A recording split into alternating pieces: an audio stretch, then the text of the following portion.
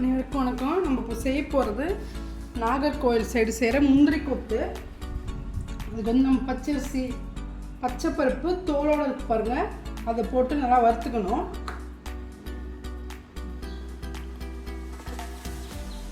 வானல் நல்லா சூடாக இருந்தோம், நம்ம இந்த பச்சைப்பருப்பை போட்டு நல்லா வறுத்துக்கலாம். நல்லா கலர் மாறணும், இந்த பச்சை கலர் கொஞ்சம் நல்லா சேஞ்ச் ஆகிற வரைக்கும் வறுக்கணும். அதேமாதிரி தேங்காயும் திருவிட்டு நல்லா இதேமாதிரி வறுத்துக்கணும்.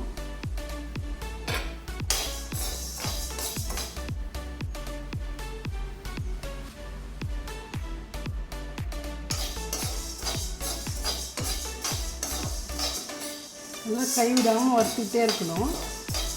அப்போ தான் ஒன்று போல் ஒரே கலராக வறுப்படும்.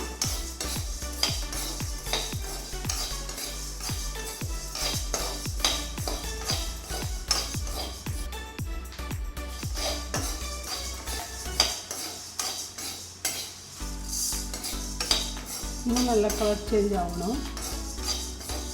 தேங்காயும் இது மாதிரி நல்லா ப்ரௌன் ஆகிற வரைக்கும் வறுத்துட்டு ரெண்டுமே பொடி பண்ணணும். பொடி பண்ணிவிட்டு வெள்ளைப்பாவை எடுத்துகிட்டு அரிசி மாவு கரைச்சி அதில் கொஞ்சம் மஞ்சள் பொடி உப்பு போட்டு துவைச்சி கொத்து கொத்தாக போடுறது தான் முந்திரி கொத்து.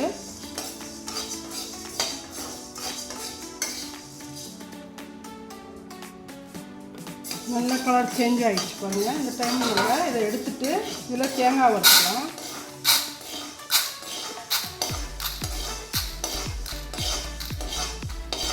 தேங்காயும் நல்லா இதே மாதிரி ப்ரௌன் கலர்லேயே வறுத்துக்கோங்க, நல்லாயிருக்கும், அப்போ தான் டேஸ்ட்டாக.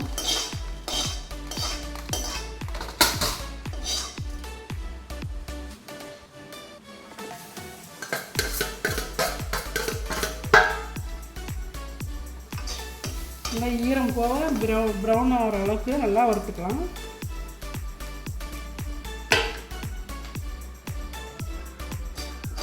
பாருங்கள், நல்லா கலர் மாறிட்டே வருது பாருங்கள். இன்னமும் நல்லா சேஞ்ச் ஆகணும் கலரு. கைவிடாமல் இதை மாதிரி நல்லா வறுத்துக்கிட்டே இருக்கணும்.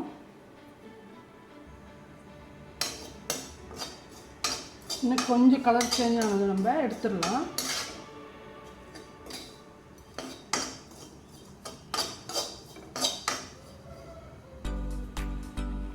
இது மாதிரி பதத்துக்கு நம்ம எடுத்துகிட்டு ரெண்டையுமே நல்லா ஆற வச்சுட்டு மிக்சியில் பொடி பண்ணிக்கலாம். வெள்ளைப்பாவு காய்ச்சிக்கலாம். அதுக்காக நம்ம 1/2 கப்பு வெல்லம் போட்டுக்கலாம். கொஞ்சமாக தண்ணி போட்டு நல்லா இது கொதிக்கிட்டோன்னு, பாவு வந்து முத்தக்கூடாது, சின்ன இதுவாக நைஸாக இருக்கும்போதே எடுத்துடணும். நம்ம அரைச்சி வச்ச பாசிப்பருப்பு வறுத்து அரைச்சது பொடி பண்ணது, தேங்காயும் அது மாதிரி வறுத்து பொடி பண்ணது, நல்லா இப்படி மிக்ஸ் பண்ணிக்கோங்க. மிக்ஸ் பண்ணிவிட்டு இதை தான் நம்ம வெள்ளைப்பாவை ஊற்றி பால் சைஸில் பிடிக்கணும். பிடிச்சிட்டு அரிசி மாவில் வறுக்கணும்.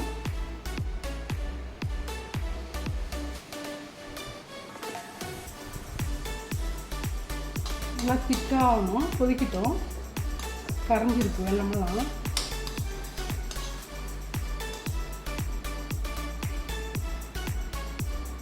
வெள்ளைப்பாவு கொதிச்சதை நம்ம எடுத்து இது மாதிரி வடிகட்டிட்டு சூடாக இருக்கும்போது இதில் போட்டு கொஞ்சமாக கிண்டிக்கோங்க.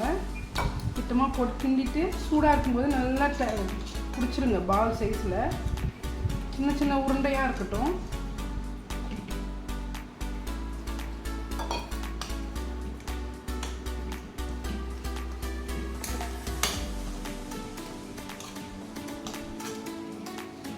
நல்லா பாவம் இது மாதிரி ஊற்றி ஊற்றி எனக்கு எவ்வளோ பழம் வேணுமோ அந்த அளவுக்கு கிண்டிக்கலாம். இதே ஒரு 2 ஏலக்காவை தட்டி போட்டுட்டேன். கை பொறுக்கிற அளவுக்கு நம்ம எடுத்து இந்த மாதிரி பிடிச்சிக்கலாம். பிடிச்சி இது ஆறட்டுன்னு நம்ம அதுக்கப்புறம் அரிசி மாவில் கரைச்சிட்டு துவைச்சி ஃப்ரை பண்ணணும். அரிசி மாவு 1 கப்பு, இதில் கொஞ்சமாக உப்பு போட்டுக்கோங்க.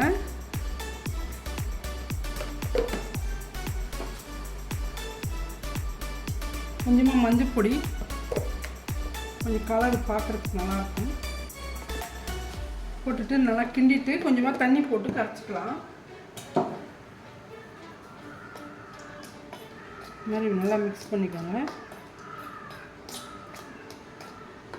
மிக்ஸ் பண்ணிவிட்டு தண்ணி கொஞ்சம் போட்டுக்கலாம்.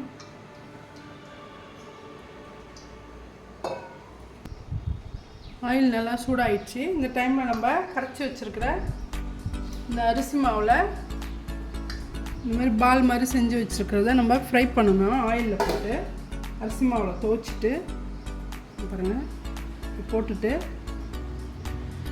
ஆயிலில் போட்டுக்கணும்.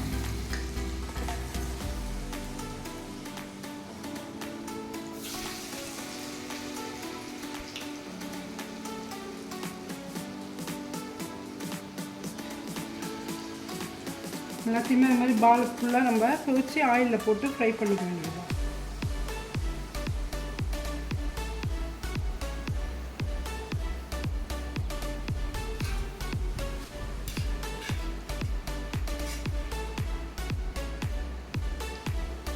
நல்லா வேகட்டும். பாருங்க இது மாதிரி கொத்து கொத்தாக போட்டு நம்ம இருக்கிறத ஃப்ரை பண்ணி எடுத்துக்கணும். இதுதான் முந்திரி கொத்து, நாகர்கோவில் ஸ்பெஷல் இது. இந்த வீடியோ பிடிச்சிருந்தா லைக் பண்ணுங்கள், ஷேர் பண்ணுங்கள், கமெண்ட் பண்ணுங்கள், சப்ஸ்கிரைப் பண்ண மறக்காதீங்க. நன்றி.